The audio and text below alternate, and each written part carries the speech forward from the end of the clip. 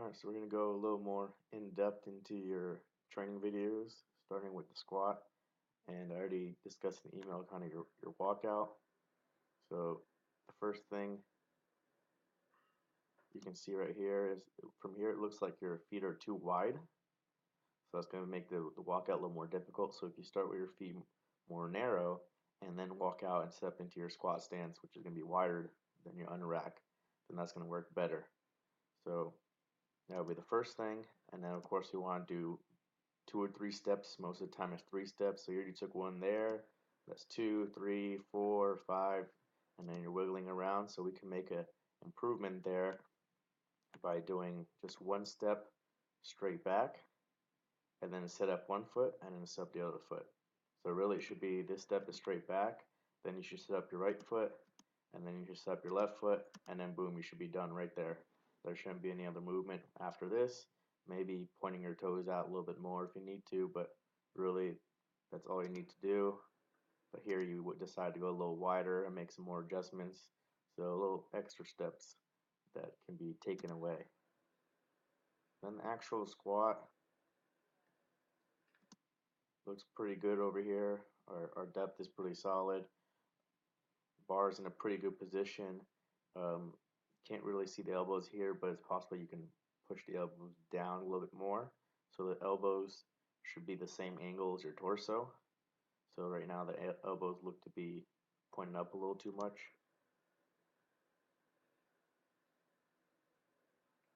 But other than that, the squat looks pretty good, other than sometimes you get a little hesitant in the bottom and you kind of pause the rep in the bottom.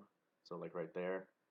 So you made it harder on yourself by pausing in the bottom instead of just going down, bouncing out of the bottom, and coming up. So again, that one was like a little bit of a pause, made it harder than it needed to be. The other squat video, basically the same thing.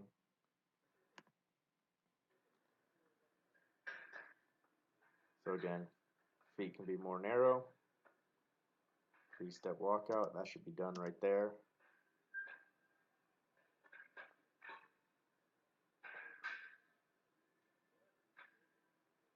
That one, the depth was a little iffy, but you get better right there, forcing yourself down.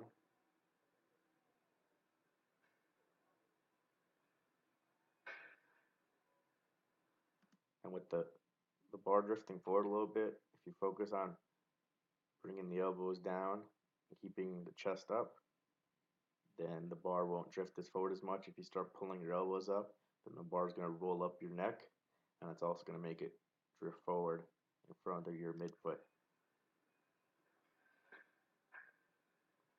For bench press, you have one video, and that's pretty solid. You have a good setup. You get a nice big arch, tight shoulders, drive the feet into the ground. If you end up competing in a competition, depending on the federation, you might have to have your feet flat. So that would be the only change to make, is if you end up doing a federation where your feet have to remain flat the entire time, then you have to just practice with bringing your heels down. But there's other ones that let you have your heels up, and this is pretty good right now. The knees are lower than the hips. You got a nice big arch. Shoulders are squeezed together. Bar is over your shoulders, so head is down. It's a good starting position.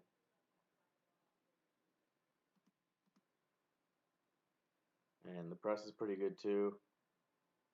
Pausing on the chest, driving the legs.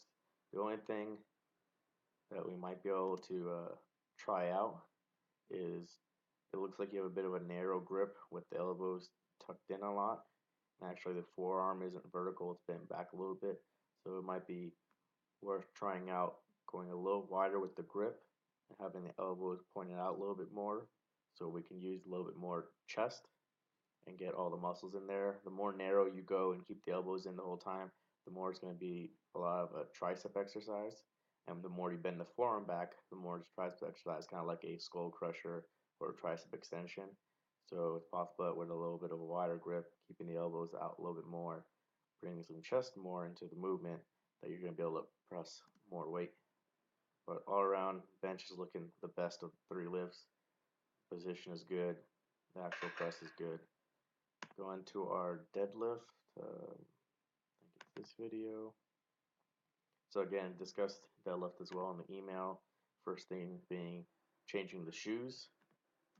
So when you have the heel, you're raising yourself up, which means you have to bend down further to grab the bar. So you're making yourself have to bend down more, which is going to put more stress on your back, and it's going to be a longer distance, so you're going to be spending more energy to lift the same weight. And the other thing is because it's lower in the toes and higher up in the heels, it's possible that it's going to push you forward and make you tip over.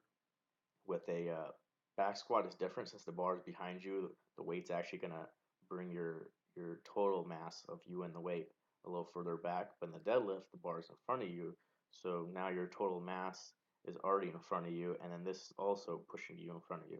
So it's more likely that you'll tip over onto your toes. So it helps to use a flat shoe, and the harder the shoe, the better, or just go barefoot if your gym allows it, just to try it out first, and then you can always invest in a shoe, wrestling shoe, or anything like that. And then we discussed our starting position. So, so you can see how your hips come up. So where you're trying to pull from is here. So you're almost trying to squat down into the movement and squat the weight up and try and keep your torso nice and high.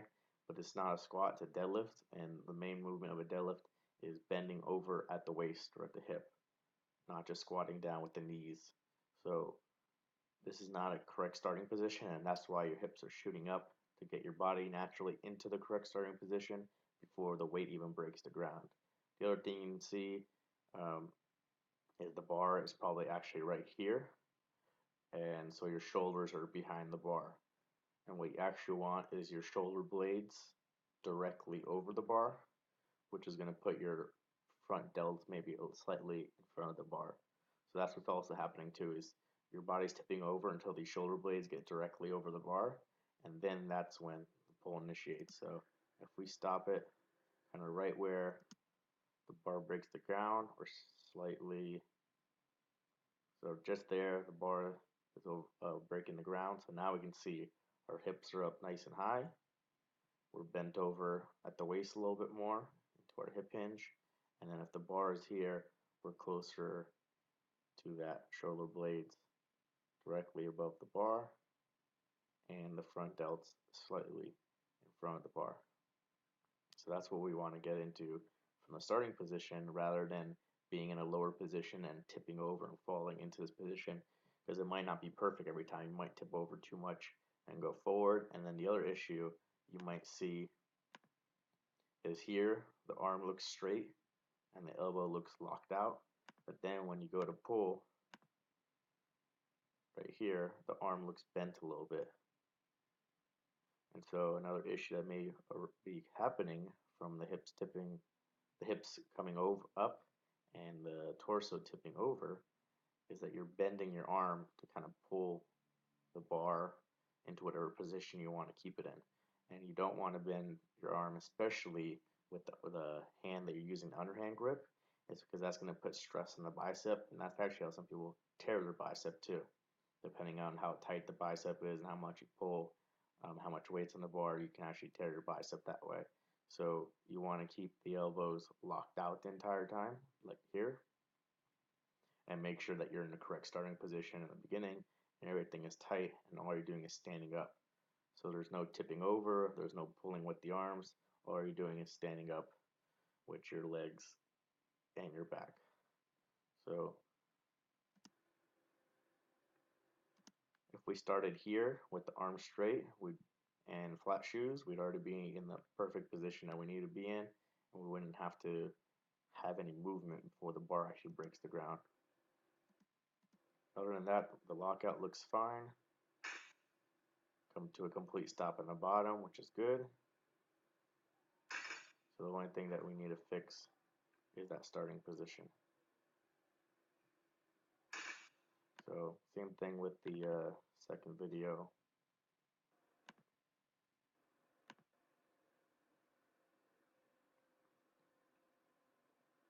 It's just the starting position.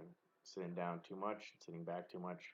So body tips over to get in the correct position that it wants to be in.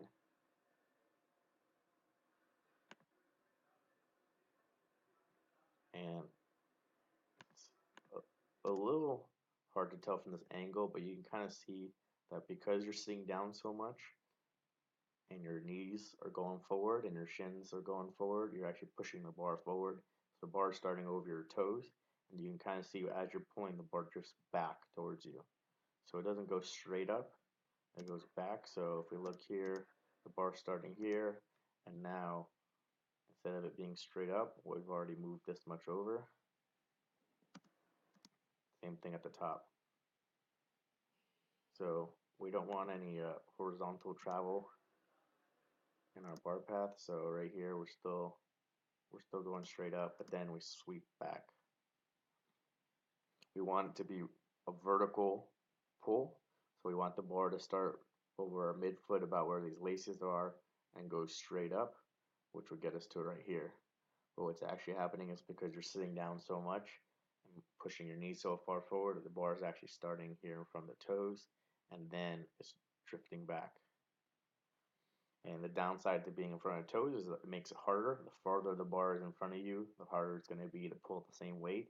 And also, it's more stress on the lower back. The farther the bar is in front of you, the more it's going to be pulling on that low back.